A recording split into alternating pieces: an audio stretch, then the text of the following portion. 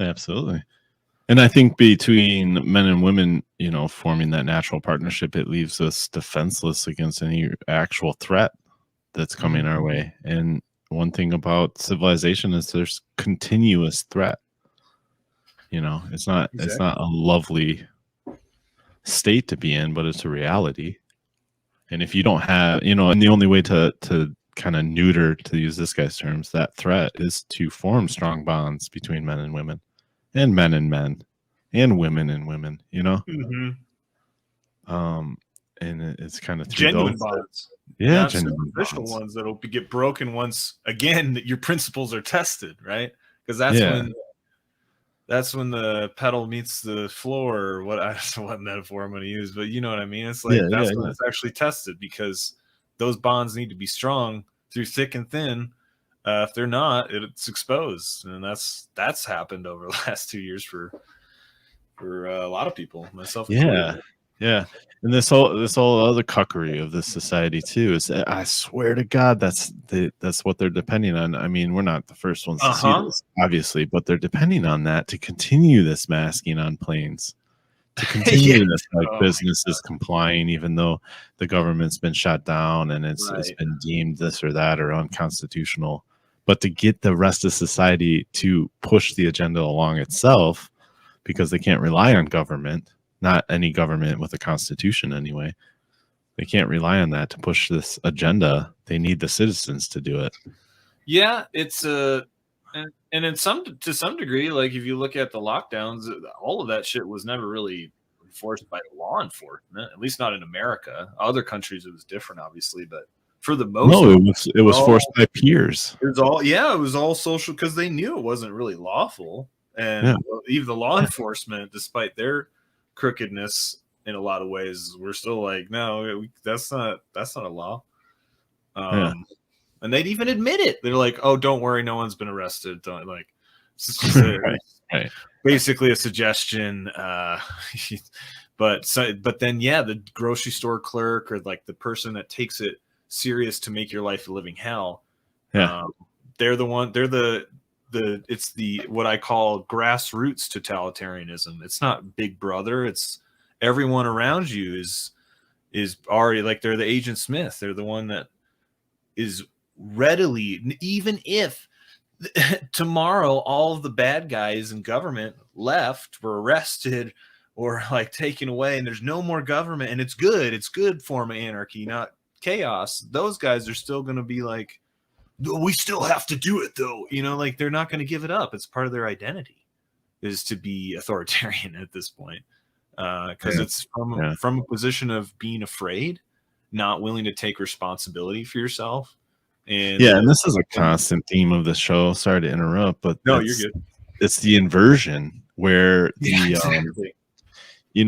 the authority, they were saying that MTV lady was saying that cuck is used to put power over another person, where it's actually it's the cuck that is putting power over on other people. It's not calling it out. It's an identifier to me. I use that word to identify certain types of people to you. Certain types of males. It's just an identifier. I'm not trying to put a power over. I don't think I've ever called someone a cuck. No, to their to them. Sure, yeah. But it does seem to be like a common characteristic of the cuck to exert whatever power they can conjure up over another person in whatever situation. They don't even know these people. And it seems like it's that much easier with the masks on as well. Yeah, it definitely helps. Well, think about this. Were the brown shirts in Germany and elsewhere, were they alphas or betas? I'd say they're betas, right?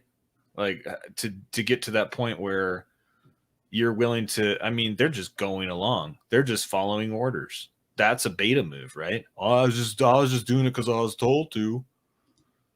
It's like the cop out, ultimate cop out. And it's clear, clearly, if you're running a society,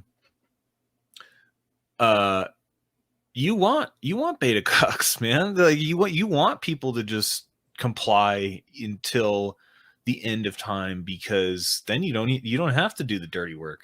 You know, you internalize that, and that's, I think, to some degree, the cultural subversion that's happened in the West over, I mean, God knows how long, at least since, I guess, the 60s, or whenever you want to pinpoint the influence of the Frankfurt School. But it's the cuckification of Western society has kind of been an intentional plan, in my eyes, to make it so that people are less resistant, less compliant, or sorry, more compliant. And to some degree that's worked, but I think even despite all that programming, as we've seen with especially Canada, and I think that was why Canada was so impactful, because if you thought of a beta cuck country, you think of the Canucks at a certain point, because you got old Trudy up there running the show, like the cuck of all cucks. Yeah, he's the cuck king of North America. Canuck king. I've wanted to do a Canuck cuck. Canuck. The Canuckin. Canuckin. Turducken or Canuckin. Yeah. Robert over here says that the cuck is giving up control. The cuck is a sub, not a dom. But that's in sexual terms. I think what we're saying is the cuck is a dom, or is a sub. It's submissive, but they're submitting to a force or an energy that wants them to then dominate other people. Well, yeah. Well, that's the whole Marxist trap, though, is like they're playing that oppression card, whether it's with class or race or any of the other elements that can be used in that.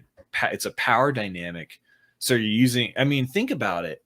The whole idea of using victimhood and victim mentality as literally a weapon is an inversion of power, because power used to be based on your status, by like, oh, you earn like this or that, and also physical. Sure, yeah. And now we're talking about mental and mental power. Yeah, and just in general, so like those values are now reflected in how people see themselves. And if you think about oppression, victimhood culture, a beta male, like that's more valuable, or looked highly upon in some social circles than the alpha male, because he recognizes that it's no longer his time, it's our time now. And I just keep him on a leash, I'll put him in a cage when I want to go out with the girls, make sure he doesn't leave the house, that's not on that level, but it's